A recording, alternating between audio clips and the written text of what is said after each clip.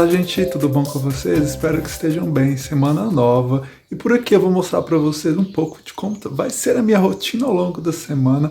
E já aqui atrás de mim tá a minha estante nova, né? Eu fiz vídeo recentemente, mostrei a organização. Se você ainda não viu, vou deixar no cards, vou deixar também no final da tela. E de antemão já pedi para você deixar aquele like, você não sabe o quanto é importante para o canal, para o engajamento. E fique à vontade também para comentar. E se você ainda não é inscrito ou inscrito, te faço o convite. Eu tenho compartilhado aqui minhas experiências de leitura.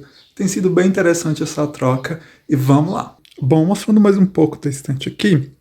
E uma das coisas, Tieta tá ali tomando água ao fundo. Uma das coisas que eu alterei desde o último vídeo foram essas plantas que adicionamos aqui, ó. Ficou bem legal. Eu tinha colocado uma jiboia no vídeo anterior. E já de lado aqui, olha, tem duas coisas, que é a minha última leitura, que foi Não Me Abandone Jamais, do Kazuo Ishiguro. Um livro todo marcado, um livro incrível. Vou comentar sobre ele já já com vocês de como que foi essa leitura. E ali atrás já tem algumas coisas, alguns recebidos pagos. E me conta aí nos comentários, já comprou alguma coisa no Book Friday, pretende comprar, ou não vai comprar nada, vai dar aquela segurada. Eu, né, como sempre, vou fazer algumas aquisições, que eu aproveito essas promoções também para ter livros no decorrer do ano e para trazer aqui para vocês conteúdo. Inclusive, todos os vídeos eu deixo na descrição meu link de afiliado. Você não imagina o quanto também ajuda o projeto comprando por lá. Eu ganho uma pequena comissão sobre as vendas. Você pode comprar de material de papelaria a uma geladeira, que vai ajudar muito. Eu ganho essa comissão que não tem nenhum custo adicional para vocês. Vai me ajudar a pagar minhas contas, a comprar a ração da gata e também a continuar trazendo material aqui para o canal. Antes de comentar sobre o Não Me Abandone Jamais, eu vou mostrar para vocês aqui a situação dos pãezinhos deliciosos. Eu vou mostrar para vocês. Step 1, wake up early, gonna rise with the sun. Step 2, get some good, some food in you. Step 3, think real hard about what you wanna be. Step 4. A massa basicamente é batata cozida, eu adiciono polvilho azedo até dar uma liga para fazer o formato dos pãezinhos. Depois é assado no forno de 20 a 30 minutos, a 180 graus. Everybody just do your thing. Wake up, today's gonna be a good day. Wake up, today's gonna be a good day. Wake up, today's gonna be a... Bom, sobre o Não Me Abandone Jamais, o que dizer da escrita do Kazuo Ishiguro? Foi minha primeira experiência com o autor e superou minhas expectativas. Assim, não é à toa que eu marquei tanto. São várias passagens, são vários pensamentos aqui que vão permear o livro todo, que vai trazer questões, questionamentos mesmo. A escrita desse autor é muito boa. A gente consegue se relacionar muito com os personagens. É muito dentro do nosso escopo mesmo, apesar de ser uma ficção científica. Aqui temos a Cat, que é a protagonista, e ela vai trazer memórias ali, ela como uma cuidadora. A gente vai conhecer esse termo aqui no livro, o que seria essa cuidadora, e tem os doadores. E ela, como cuidadora, ela prepara essas pessoas para serem doadoras. Então, no decorrer do livro, a gente vê essas crianças crescendo para ocupar esse papel. E no entendimento deles, está tudo bem, está tudo ok, é isso, eu estou aqui para isso. E você começa a questionar, não, por quê? Como que essas crianças aceitam? Como que a sociedade não faz nada? E no decorrer do livro a gente vai entender por quê. E o autor consegue construir isso de uma forma muito bem feita. Cada personagem que está aqui, a gente consegue criar um vínculo muito forte com eles. E a relação que cria entre eles também, porque eles convivem muito, eles vão passar por todas as aflições, e um dos grandes questionamentos aqui, que a gente se põe no decorrer de todo o livro, é procurar responsabilizar, procurar entender por que aquilo acontece, porque aquilo é normalizado nesse universo, e a gente consegue puxar para nossa realidade também, que muita coisa é normalizada. Então é um livro que traz esse tipo de questionamento. Dá para falar muito sobre isso, ainda eu vou trazer uma resenha sobre isso, mas assim, indico demais. Foi uma leitura que eu finalizei agora e foi surpreendente. Outro livro também que eu comecei a ler é Mrs. Dalloway. Ele não tá aqui comigo, deixa eu pegar. Bom, gente, eu trouxe aqui essa edição que eu estou lendo, né, da Autêntica, e eu li as primeiras 30 páginas por hora, já fiz algumas marcações. A narrativa é algo que destacou muito para mim e que me prendeu muito. É um livro que ele tem uma narrativa muito peculiar, uma narrativa muito única. É uma narrativa que vai requerer um pouquinho mais de atenção. Às vezes você vai precisar ler alguma coisa. Por quê? Aqui a gente tem a vida da Clarissa acontecendo em 1923. O livro todo se passa em um dia, enquanto ela está programando ali para fazer uma festa. E ela resolve sair para comprar flores. O livro começa com essa frase: a senhora Dalloway disse que ela mesma ia comprar as flores. E essa frase, né, esse acontecimento é o plano de fundo para tudo que vai acontecer no decorrer do livro. Porque nesse trajeto, enquanto ela sai para comprar as flores, ela encontra pessoas do seu passado. 3 pessoas especificamente. A gente tem um amigo, a gente tem um ex-namorado. Outros personagens também vão surgindo e, apesar do enredo ter essa delimitação bem definida da trama em si, o momento que ela sai para comprar as flores, encontra com pessoas do passado, a gente começa a conhecer o presente dela e, pro fim, que seria a festa, né? Então aqui até então a gente tem isso muito bem delineado, só que nesse inteirinho, né, nesses personagens que vão aparecendo, que vão surgindo, a gente não tem uma certa linearidade no que acontece na cena. Por quê? A partir do momento que ela sai de casa e esbarra, por exemplo, com o ex-namorado. Então ela já começa a pensar ali, a autora descreve isso, ela já começa a pensar sobre o que aconteceu com esse ex-namorado, sobre quem ele é. A gente conhece esse ex-namorado através desse olhar dela. E também tem o entorno. A autora sempre traz elementos que está acontecendo em volta e a pessoa sempre está vinculando esse presente, né, o que está ali tateável, que ela está vendo, com algum sentimento, alguma angústia. Então, todos os personagens que vão aparecendo aqui, cada um vai ter esse momento específico e a gente vai conhecer eles através deles mesmos. Então, é uma coisa muito enriquecedora na leitura. E também por estar tratando de momentos específicos ali, situações específicas, e que isso mistura com os pensamentos dos personagens naquele mesmo momento. Então, várias informações a todo tempo, e isso faz com que a gente requeira uma maior atenção da gente para o que está acontecendo. Então, determinada situação, determinado diálogo que começou em um ponto, ele vai dar continuidade depois, mas entre esse espaço de tempo, a gente vai conhecer outros fatos em relação a outros personagens através dos próprios personagens. Isso é muito interessante também. Eu tô logo no início, mas já ficou bem específico para mim como que vai ser essa narrativa. Tô bem intrigado do que espero e tô gostando bastante.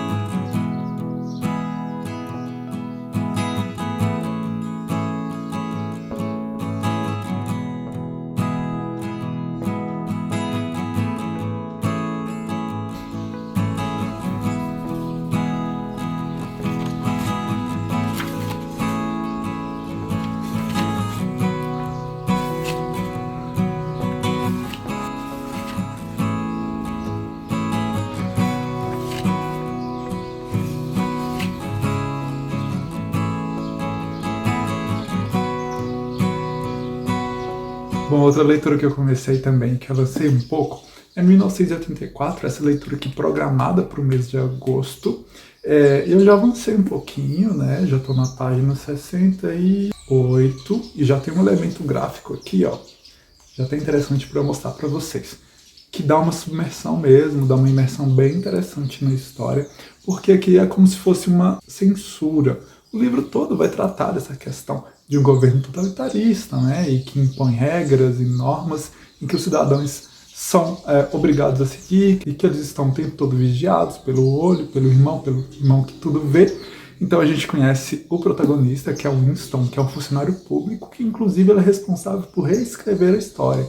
Aquele fato, aquele acontecimento que não agrada o governo de alguma forma, passa por ele e ele reescreve para ficar arquivado, para ficar salvo esse registro para a posterioridade, e demonstra também como que é delicada essa questão do que é realidade, do que é verdade, do que a gente vê. E um dos fatores importantes na história também é como a mídia, né, como acontecimentos midiáticos são alterados e são mostrados para seguir uma certa ordem que é estipulada. A leitura, a narrativa está muito fluida, está muito interessante. Ainda mais se eu estou lendo Mrs. Dalloway, que é uma leitura mais um pouco carregada, então está muito fluida, está muito gostosa mesmo, é uma leitura bem rápida. A diagramação é excelente desse livro e a narrativa também prende muito. O autor está sempre trazendo vários elementos aqui. A gente está tratando de uma Londres, né? É fictícia, distópica. Está bem interessante mesmo. Queria parar tudo e só ler, porque eu estou realmente gostando muito. Não havia lido anteriormente e sem contar as ilustrações, né? Tem todo um projeto gráfico muito bonito aqui no livro. No decorrer de todo o livro, durante toda a leitura, vai haver elementos mesmo que dá essa ideia bem interessante do que está acontecendo, de cenários, de personagens.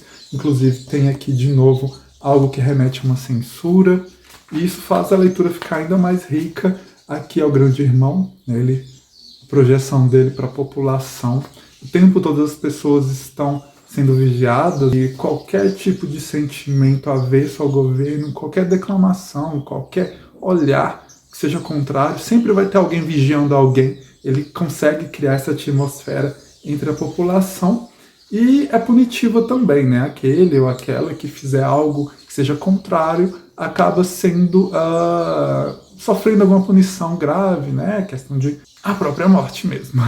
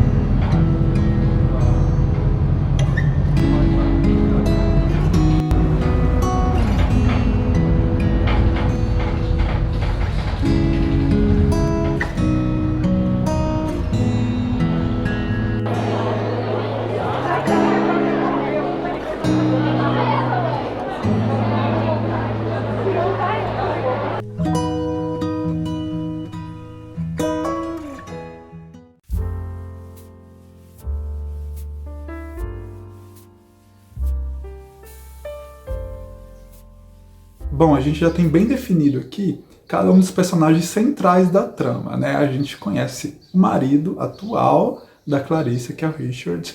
A gente entende a aproximação que houve entre os dois e o porquê da união. A gente conhece também o Peter, né? Que é esse ex-namorado. A gente passa a conhecê-lo melhor. A gente passa a ter a visão dele, das situações, da relação que ele teve com a Clarissa, como que houve ali um término abrupto e que ele não aceitou muito bem. Ele traz os contrapontos disso, alguns pontos positivos em relação a Clarissa, alguns pontos negativos, inclusive a Clarissa faz o mesmo trabalho. Outro também que aparece é o Hug, que é um amigo. Tem também a Sally, que é uma paixão de adolescência da Clarissa. Outro personagem muito importante na trama também é o Septimus, que é um ex-combatente de guerra e que ele volta com sequelas, né, com trauma em relação a isso, e encontra na esposa ali alguém para auxiliá-lo, que é a Résia. Só que a Résia, em contrapartida, ela tenta ajudar o marido, tenta entender o que está acontecendo com ele. A gente chega a entrar na cabeça dele também, né, que é algo que a autora sempre faz. Então a gente entende pela visão da esposa o que está acontecendo com ele, e pela própria visão dele o que está se passando com ele, que é algo muito complicado também, e eles estão em percurso ali para procurar um médico que ele vai consultar, para ter um acompanhamento. E algo que é muito interessante na trama também, que todos os personagens estão ligados entre si, e também uma coisa que a autora faz muito é a ambientalização. Ela apresenta vários parques no decorrer da narrativa, inclusive esses parques estão apresentados aqui, ó, em uma espécie de mapa, né, que seriam os parques de Londres. Tem Green Park, St. James Park, Hyde Park e Regent's Park, por exemplo. Então é bem interessante essa relação que ela faz e de como que eles se encontram. Inclusive tem momentos aqui que o Peter vai encontrar com a Rhys, aí o Septimus vai passar por eles, vai ver que tá havendo um conflito ali e ele tenta entender o que está acontecendo. É algo que a autora sempre traz mesmo, elementos, ambientação, ela sempre traz ali na narrativa e que é muito interessante porque compõe, né, constrói esse cenário, constrói essa trama e você fica mais próximo dessa realidade, você consegue ambientalizar melhor, você consegue imaginar melhor. Peter, inclusive, ele estava na Índia, ele ficou lá por uns anos, na narrativa nos é mostrado o período que ele ficou lá, e a própria Carissa, logo no início do livro, ela solta isso, ela não sabe como ele tá, ela comenta da existência dele, e mais à frente, mais aqui no momento que eu finalizei a leitura, ele comenta, né, ele começa a falar sobre as diferenças que ele está vendo em Londres depois da ausência dele, depois de ter ficado 5 anos fora, ele começa a observar o entorno, que é algo, né, que a autora sempre faz, que é muito rico também e que traz uma projeção bem interessante para a história. E falando de projeção, uma coisa que eu era muito curioso para saber no decorrer da leitura era a idade dele, para ter uma noção melhor mesmo de entendimento de sentimentos, de dramas ali que eles poderiam estar vivendo, e inclusive em determinado momento ela fala a idade específica da Clarissa, então para mim foi bem interessante também saber a idade dela, para mim entendê-la melhor, para entender aquelas situações que ela está passando no momento. Até então, já estou começando a ficar um pouco apreensivo, porque pelo menos em relação ao Septimus, por exemplo, a gente já percebe ali que há algo muito grave acontecendo, não sei, né, até chegar o momento da festa, o que vai acontecer, se vai acontecer algo na festa, mas até então já há aquela aproximação muito grande com os personagens, a mesma coisa que aconteceu com Não Me Abandone Jamais, que a escrita faz com que a gente fique muito envolvido com os personagens. E eu vou comentando mais com vocês sobre as leituras e vou compartilhando um pouquinho também das minhas obrigações, das minhas atividades aqui acadêmicas, dos meus estudos, e vamos lá!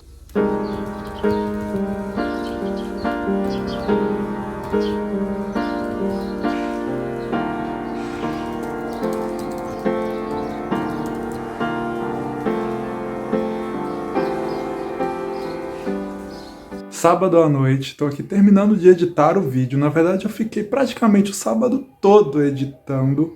São vários arquivos, eu vou mostrar para vocês. Olha só, aqui tem 154 arquivos que eu estou utilizando. Não uso todos, mas aí eu tenho que organizar e acabo estruturando aqui para formar o vlog.